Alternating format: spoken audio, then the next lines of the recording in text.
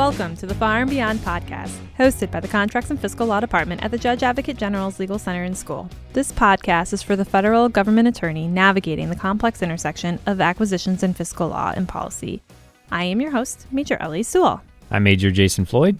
And I'm Major Jen Muñiz. Today we are tackling an invisible part of the battlefield, intellectual property. All right, so over the last year, we've heard a lot about continuous transformation, right? And how the future fight is unknown and we need to change how we do business. With that comes the advent of stuff like software-defined hardware, AI-enabled weapon systems, and 3D printing at the tactical edge. Exactly. So we're moving from the era of buying a tank and sitting on it for 40 years to an era where the weapon has code that updates every week. So navigating this transformation means that judge advocates need to know intellectual property. That's right. So picture it. Sicily, 19... Just kidding. That's a tribute to the Golden Girls. Did you guys watch that show growing up? Thank you for being a friend. There you go. Yeah, no, I've never seen it. So you're going to start quoting Golden Girls, but you don't know Pirates of the Caribbean. That's accurate. Yeah. Okay. Just want to clarify. Oldie but goodie, not newbie but terrible. I don't know. So picture it, right? So imagine a commander asking if they can patch a targeting system with some sort of script that a warrant officer wrote while in the motor pool, or picture a supply sergeant 3D printing parts and giving them out like they're candy to the soldiers that need to fix their equipment. So that sounds like a minefield, and I'm also not even sure what you might have just said.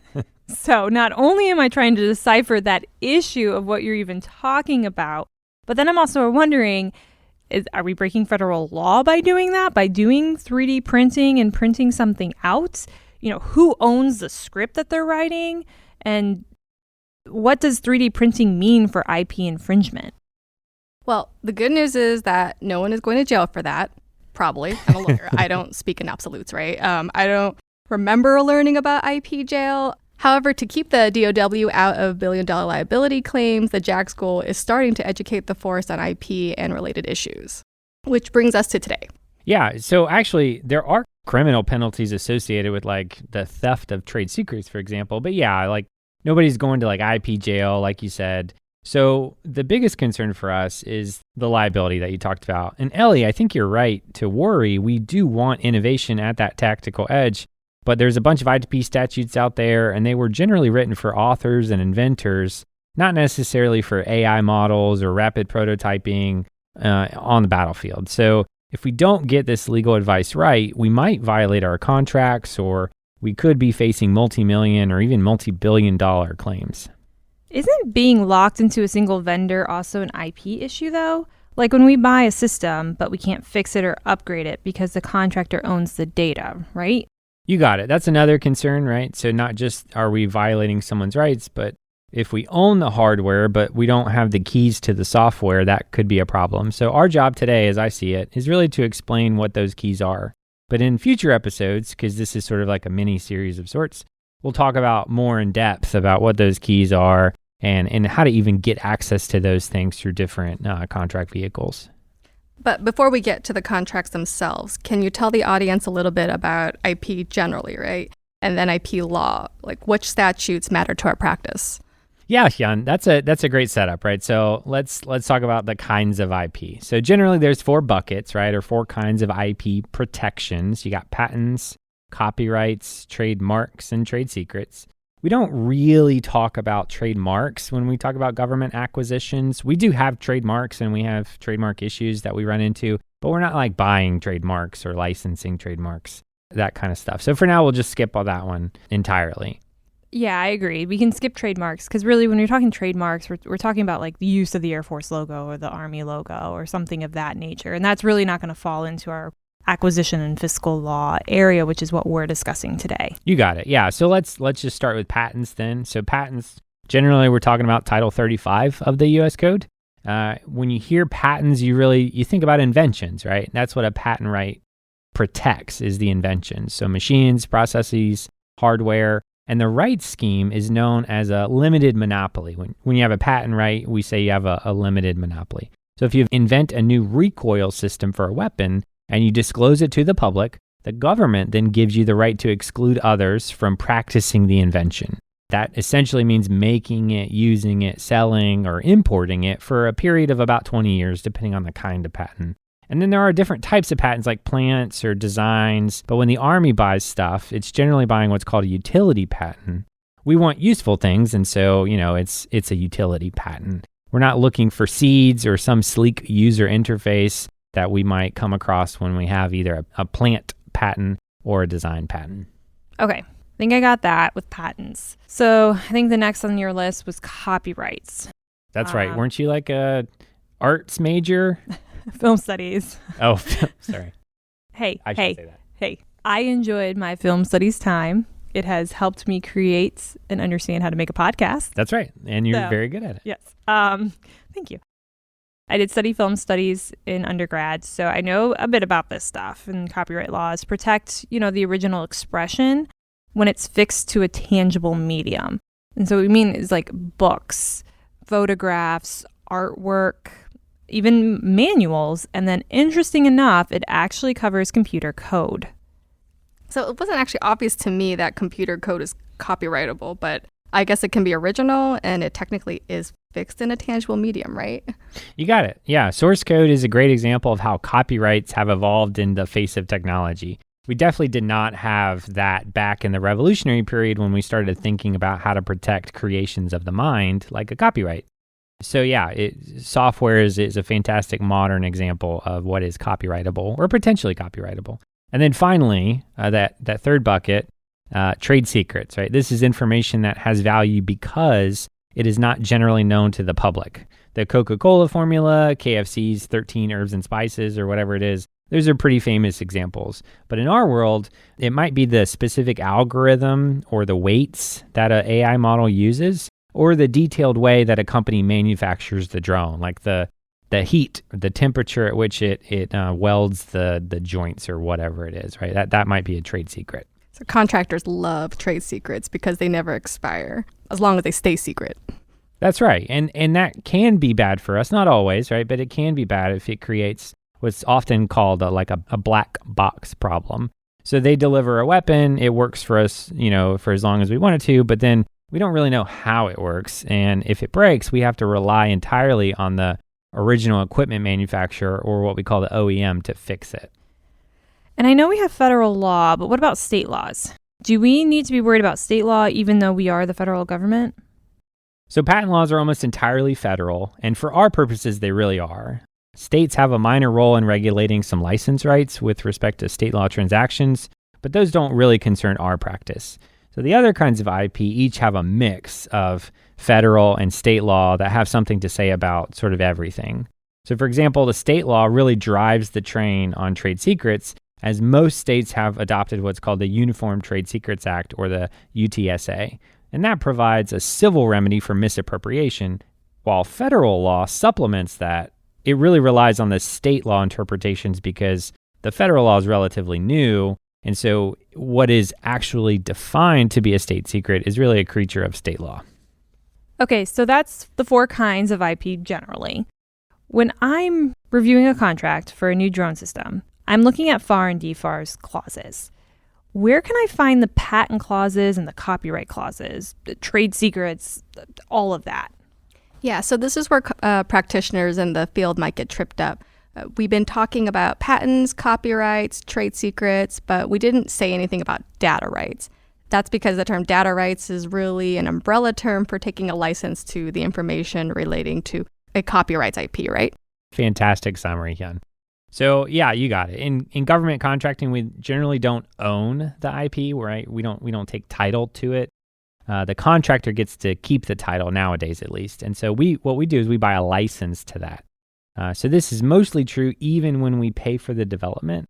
Not always true. There's some nuance there we'll skip over that we might cover in future episodes. But for now, Congress took the federal government out of the business of owning most IP about 50 years ago. So the FAR and the DFARs defines all of the information related to those IP protection and brackets it into what we call data, right? So we'll get into data rights specifically in a future episode, but for now, it's just important that if you're looking for those clauses that you talked about, Ellie, you're going to be looking for data rights clauses, generally speaking. Yeah, for now, it's important to recognize that you shouldn't go looking for trade secret clauses. When we're licensing data, look for information about data right clauses in FAR Part 27 and DFARS 227. Licensing can get kind of tricky. Yeah, I remember reviewing a bunch of commercial license agreements. It can get rough. Yeah, it can get super tricky, and I think that's why we should save it for a future episode on like how to actually do those specially negotiated licenses. Okay, so let's dig into those earlier examples. Warrant officer and supply sergeant. Does a soldier own any IP rights if she uses the unit's 3D printer to invent a new thing that improves an existing piece of equipment, or write some software patch to fix a glitch, or add a feature to an existing device? How do I get this soldier? This soldier is like on it. Yeah. How do you get this soldier? The Army is trying to answer that question. I love the dual examples because they sort of highlight the difference between patents and copyrights. First, I'll say that this is obviously not legal advice, and there's probably a lot of facts that need to be added, right? Like, this is not specifically contracting because we're not acquiring goods or services from the soldier itself, right? Like, they're an employee of the agency. So putting aside all those issues, right? First, we have to think about whether, a patent exists, and then how do we get those rights? So first thing is the new thing that improves this existing piece of equipment, right, that the soldier is making. That's probably patentable. And so skipping a whole lot of law again, but generally anything new, useful, and non-obvious, or new and useful improvement there too is patentable. However, after Executive Order 10,096, way back in the day, I think it was like 1949, 1950, and the relevant Army regulation, if a soldier used government time, facilities, or equipment, in this case, it would be the Army's 3D printer, the Army owns the title to that invention. So if the soldier wants to sell it to the Army, she can't. Moreover, the Army cannot be sued later by her, say if she gets out of the Army and tries to sue the Army for patent infringement. The Army can't be sued in that case because, again, the Army owns the title. So Army takes the title. Dang. Yeah, that seems exactly like what is happening in a lot of innovation competitions, although each one might have its own rules, right? I have heard that the Air Force is at least paying out some cash prizes or royalties for licenses. Air power. Oh, Lord. Anyways, so what about that software patch? Yeah, so a little different, right? Because that's a copyright issue, potentially. Works created by U.S. government employees as part of their official duties or at the request of government officials generally cannot be copyrighted because those are what are known as government works. So there's really no title to own there. So the soldier can't own it either. It just falls into the public domain. If it's public domain, can she post it online?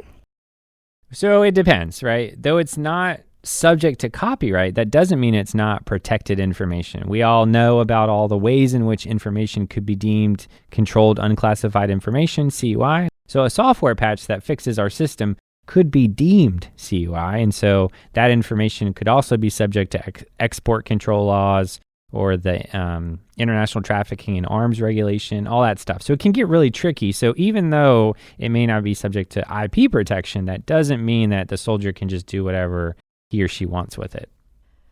Okay, listen, not everyone has an IP counsel in their unit, so who am I calling if I have issues? No, it's right Is that here. a Ghostbusters joke? Yeah, who are you going to call? Yeah, fantastic. No, you're right. You're right. There's not too many IP attorneys in the Department of War, and lots of them are at organizations where judge advocates are not. And so for the Army's largest buyer of intellectual property, which is Army Materiel Command, there are about 16 or so, I think, last I counted. One of them's at the headquarters there, and then a few are spread out among subordinate commands like TACOM or AMCOM. Most of those are advising programs, though, and so in the Army, we don't have a lot of judge advocates at those locations. Otherwise, I think we just have one at the headquarters of the newly established T2COM, and I'm not sure if there are any within what is now Western Hemisphere Command. We do have CLIP, though, the Contract Litigation and Intellectual Property Division within USALSA that handles IP litigation, and they're super helpful. And finally, we have the IP cadres up at the department levels, both at the Department of War and each of the services. I think the Air Force is similar. Most of our IP attorneys are civilians. Judge advocates are not really advising on these matters, so we're finding new issues arising all the time. Okay, I have a question. What is the IP cadre? Like, I know they're IP experts, but what do they do?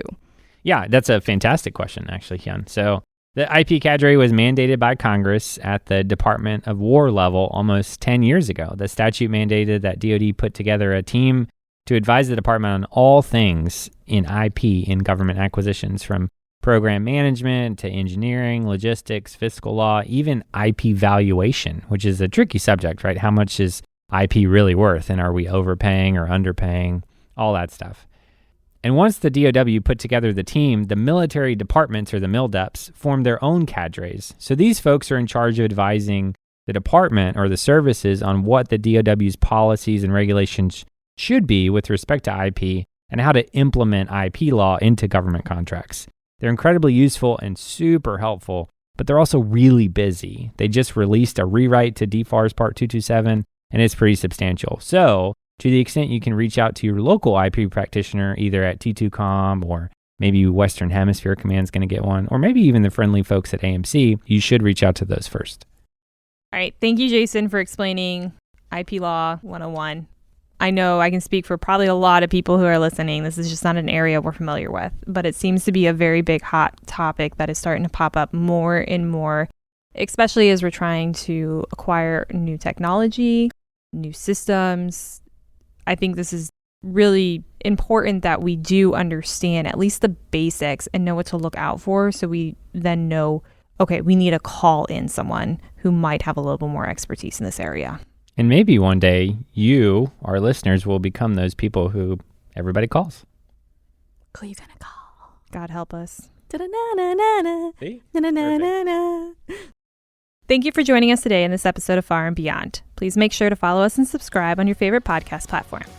We love to hear from our listeners, so please continue to reach out to us on Facebook and LinkedIn. The information can be found in the show notes from today's episode. The views expressed today are those of the presenters, not that of the Judge Advocate General Corps, the Department of the Army, the Department of the Air Force, or the Department of War.